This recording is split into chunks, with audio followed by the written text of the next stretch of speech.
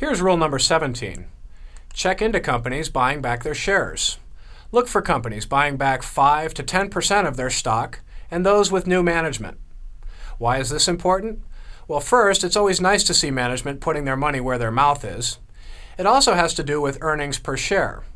A company can boost its earnings by selling more of the gadgets it makes or serving more customers. It can also cut costs or raise prices. But another way to boost earnings is to buy back shares. With buybacks, there are fewer shares outstanding.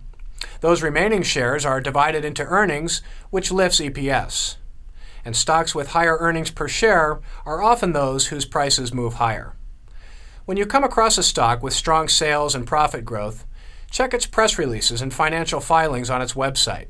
Check to see if the firm is buying back shares. That can sometimes give the stock some extra fuel for a lengthy advance. But just be aware, share buybacks aren't magic potions. The stock has to have other factors in its favor. So pay attention to the other rules we've discussed in this video series. Finally, while researching promising stocks, go to the company's website to find out whether a new management team has come on board recently.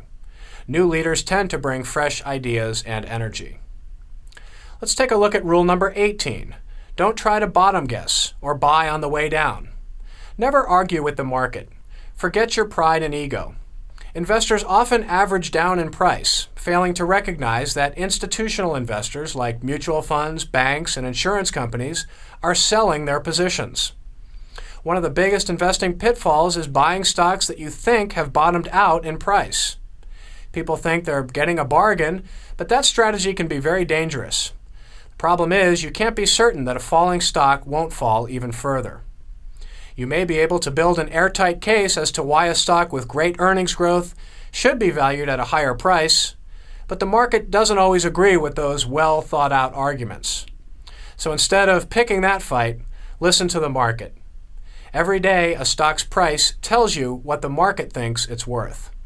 And if the stock is falling, you're better off steering clear. Arguing with the market is a dangerous undertaking.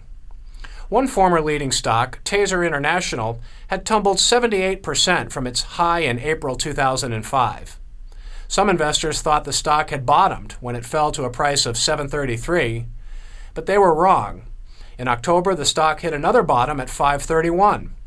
The lesson? Don't fight the market by insisting that falling stocks are a good value. Next up in our 20 rule series, rule number 19. Find out if the market currently favors big cap or small cap stocks.